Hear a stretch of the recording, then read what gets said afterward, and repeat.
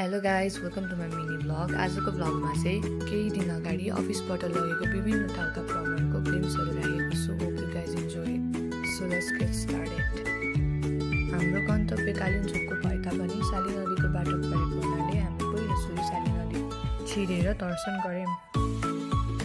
अफिसकै सिलसिलामा हामीले मेलम्ची नगर अस्पतालको अवलोकन गऱ्यौँ। हामीले चाहिँ यो हस्पिटलमा के सुविधा रहेछ भनेर अवलोकन गऱ्यौँ। सुविधा हेर्दा धेरै नै राम्रो रहेछ।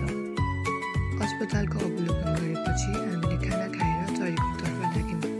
हेर्न सक्नुहुन्छ चरीकोटको दृश्य धेरै नै राम्रो छ। दृश्यका आनन्दले हामी त्यहीँ बास बस्यौँ। रातको बास चरीकोटमा गरेपछि बिहान सबैले उठेर हामी कालिम्पोङतर्फ लाग्यौँ र कालिम्पोङमा आइपुग्यौँ। हेर्न सक्नुहुन्छ कालिम्पोङको दृश्य साँच्चै नै आनन्ददायी छ। नेचरको राम्रो भ्यू र चिसो हावाले गरेर मेरो मनलाई साँच्चै नै आनन्द भइरहेको थियो।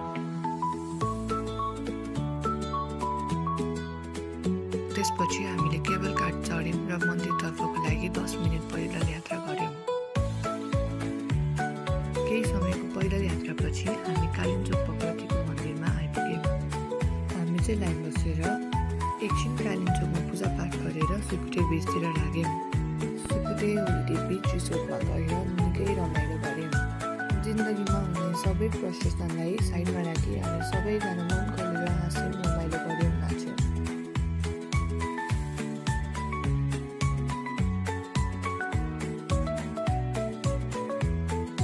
त्यो रात नाच्यौँ, गायौँ, करायौँ। अनि त्यसपछि एकैचोटि सुत्न गयौँ। त्यसको ब्लग चाहिँ मैले बनाउनु बिर्सेछु। त्यसपछि बिहान उठेर हामीले ब्रेकफास्ट गऱ्यौँ र राफ्टिङ गर्नतिर लाग्यौँ।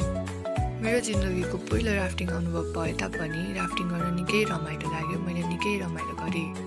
मनमा डर पनि निकै थियो, तर डर सँगै रमाइलो पनि धेरै नै लागिरहेको थियो। सुकुटेमा धेरै रमाइलो गरेपछि अब हाम्रो आफ्नै घरतिर लाग्ने समय आइसकेको थियो। सुकुटेबाट निस्केपछि सानो मन्दिर पनि बाटोमा पर्न गएकोले त्यहाँ पनि दर्शन गऱ्यौँ। यसरी विभिन्न कार्य गरेर मैले मेरो 2 दिन रमाइलो गरेर बिताएँ। कति कुरा त मैले खिच्नै बिर्सेँ, त्यसको लागि पनि धेरै माफी चाहन्छु। यसरी नै अरू पनि ब्लग चाहनुहुन्छ भने please do support me, like, subscribe and share my video. Thank you for watching.